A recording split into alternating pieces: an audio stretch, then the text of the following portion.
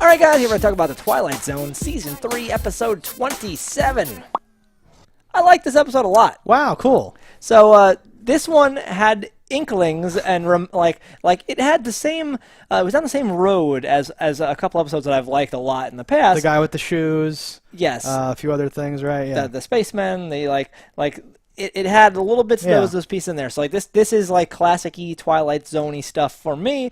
And I thought so the premise of this episode is a man wakes up and no one in the world knows him. He still knows everything he knew about the previous world, including everyone's names, phone numbers, addresses, etc. But they don't know him. It's the good old thing. His wife is like, "Who are you? How'd you get in here? What do you know? What are you doing?" And then he goes to work, and they're like, "Sir, what are you?" And he's like, "Well, this is my desk, Jefferson. Just do the thing." And they go, "Sir, I don't know what you're talking about. Whatever." And then he calls his own mother. Yeah, she doesn't know. They send him to a psychiatric hospital. Come on, it's Dave. It's your boy, Dave, Ma. What would be really interesting if this case actually came across at your table as a psychiatrist, this man who thinks he's somebody else, he has such information that you'd think you'd almost want to believe him. But they didn't really play up that angle where he's like, if I don't like, how do I know all these people and I know their phone numbers and I know details about their lives? How do I know all this if I'm not this person? And who am I? Why does no one know me? Yeah, and they'd be like, oh, it's a very advanced delusion. Because he compares him to someone who thinks that he's Napoleon, but obviously that guy's not like, oh, my lovely wife Theodora and the fucking thing. And, our third son died of whatever. No, it's such a weird, and like I'm like, what would I even do in this situation? And like, I did not remember this episode either, so I didn't have anything going into it. Not an so I was sitting there going like, well, what is the twist going to be? Like, what actually happened? Because then when he eventually finds, he's like, well, let me. Someone's probably trying to scam me. This is something. Someone's doing something. Well, let me go and to some place that no one knows about. So he goes to this bar, and the bartender doesn't know him. He's like, "How did they know? They didn't tell anyone about this place." So this is where, and like, I was trying to place like where I was getting the vibes from, and it was the Michael Douglas The Game thing. Okay. Where like the guy's like, "Oh, they got to you too. Oh, but they didn't know about this," and he's like, this is what like sold it for me, because like the premise is fine, and like the ending is not super great. No. But I love him turning that corner of like, they can get everybody. They can brainwash the whole world, but they're not going to be able to change this picture. If I find this, like he's like searching like rationally to try to prove that this is correct, and then he does find a picture, and there's enough doubt that you kind of think maybe like if this was a movie, to your point, like the psychiatrist should start to wonder like something's weird about this case, and maybe help him but not help him escape, but then he escapes because he's going easy on him or something, and then you as the audience member think like, oh shit, there is a conspiracy because how did those guys know to be there? What's going on? Everything feels too whatever, and then it ends however it ends or whatever. When he first breaks out and like he tries that convertible, I'm like, is his convertible there? Why the hell would his convertible be there? Doesn't make any sense. He was taken away by the police, and then it wasn't his, and I was like, okay, there's just a lot of those. It's probably a different color, but it's black and white. There's only 2 cars back then. But then, like when he does, he has we get the number for the tab of a picture that was taken while him and his wife were at the zoo, and he's like, no one knows about this. My wife didn't know this, blah, blah, and he finds it, and he looks at it, and it does prove that he knows his wife. And then a second later, it changes, and I'm like, well, what the fuck is it now? And they even, I'm not sure back in the 60s if this happened the same way as I think it happens today, but they dub in a line from the receptionist. Oh, mister, you didn't show me nothing, or whatever like that. But he didn't show her. I know he didn't show her, but they had to make it excessively clear to the audience that like she can't even back him up on this, right? And it's not it wasn't dubbed. She was on frame when she said that yeah? part. Yeah, I remember that. I wasn't even looking or wasn't paying attention, so yeah. So I was like, okay, shit. So like, and now it's different, right? This is this is Secret Window when he's like, he cut the pages out or whatever, and you're like, wait, no. What are you doing? No. Something's wait. So that was the moment where I'm like, wait a minute. So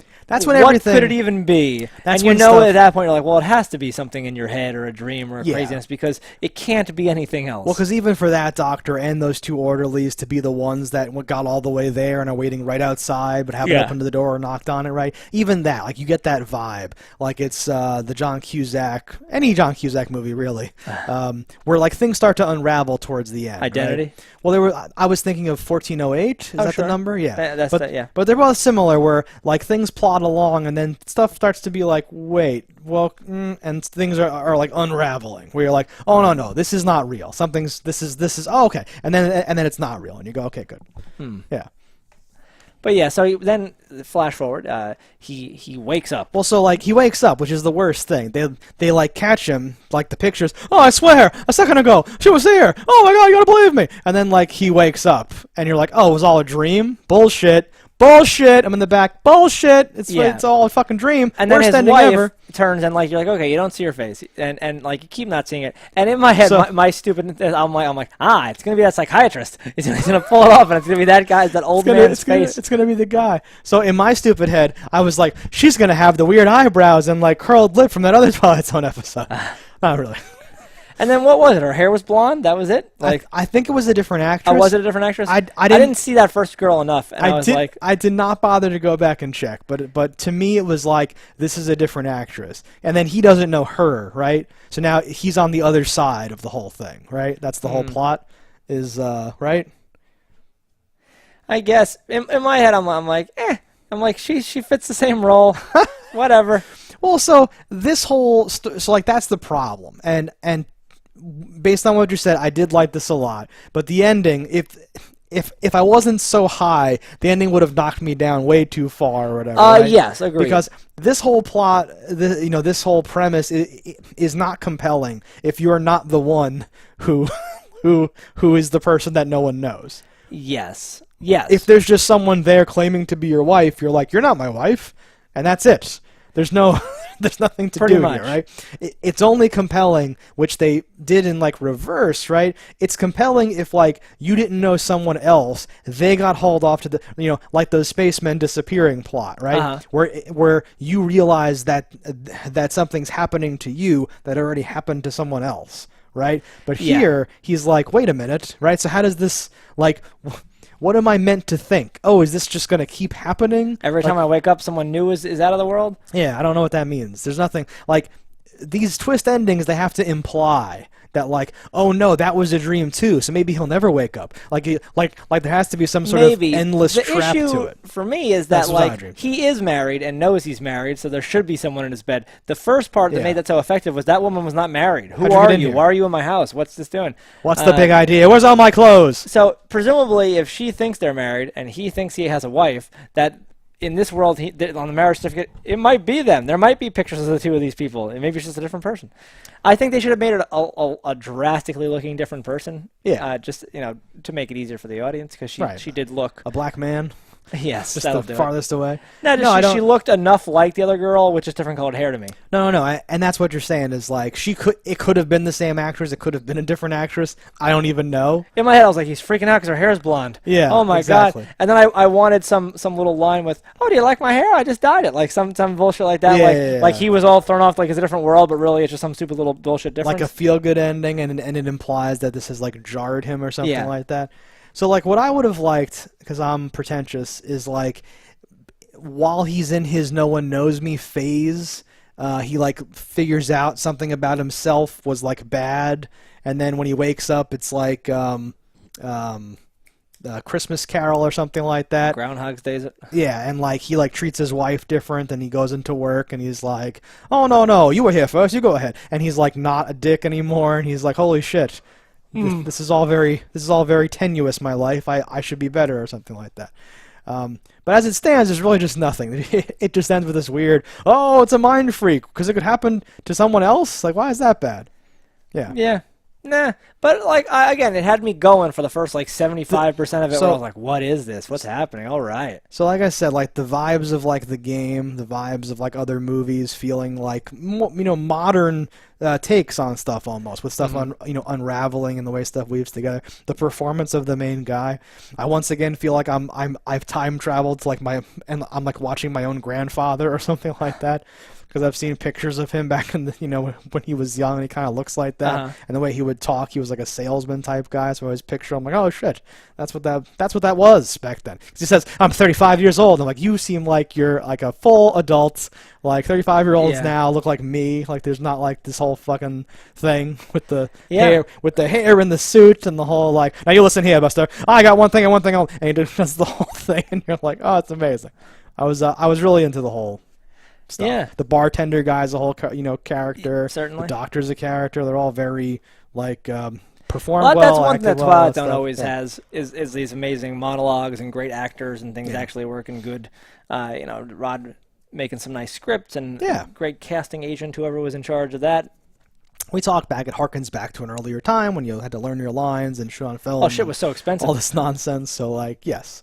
So it holds up in all those regards. I like a mind fuck at the end. I enjoy that. I didn't really get one. I got kind of like a limp attempt at one. Yeah, but this was more of a Band-Aid. Yeah. Fuck. It was kind of like, this was like a self-contained short story, and it kind of feels like a Twilight Zone because there's something that happens at the end, so we'll just make it into a Twilight Zone episode. A little bit. Without it being like, there was time now, and like a real, it's people. Yeah, I don't even know what the preferred ending would have been. But again, the beginning was so strong that I'm very lenient on the lackluster ending. No, like they can be good in like different ways, and this carries itself. This is like the workhorse. This is like the grinded out, like we're just good episodes, right? Yeah, yeah. Where like at the end you're like, twist, I don't know. Some things when you know the twist, like it would like ruin it, and you shouldn't even be like you would never be able to watch it again, or you wouldn't be able to like think about everything else. You're like, that was just padding to get to the twist. But this was just a meaty thing throughout, so it just had stuff going on. I like anyone that makes me think, where I'm like, what would I even do in this situation? I have no the idea. premise is good too, right? So you start off at like a good place. Because his situation is more fucked than most, because he is in a world where he doesn't exist. He has no driver's license. He has no proof of being a person. He can't, like, I think this was a different time where you still could get a job. But nowadays, you just be like, well, what happens? I get deported to where? Like, I know. Yeah, because they would, like, run you and there'd be, like, no results or something like that. Yeah. You're a ghost. You're a Russian double agent. I think that they can remake this at some point if they haven't already, where it's like in the future where your only identity is all this computerized stuff. Yeah, and you have nothing. And like hackers or like people wipe you that way, and then there's just like no record of you. Sorry, sir. And you're like, that's ridiculous. I have all these accounts. But like there to be this metaphor about how like you actually have nothing when everything's digital and it can just be taken away. Here it's like so much more fantastical, where it's like they would have had to have brainwashed bartenders and like, oh, they got to you too. Oh, not Smitty. Oh no, and all that stuff, right? Like it's very organic and all that stuff. Yeah. Yeah. All right, guys, that's our thoughts on this episode. Let us know in the comments below what you thought about it. Don't die in a fire, and we'll see you next time. Hello, internets. I just love watching JustDaggers. If you've enjoyed this video as much as I have, click that subscribe button.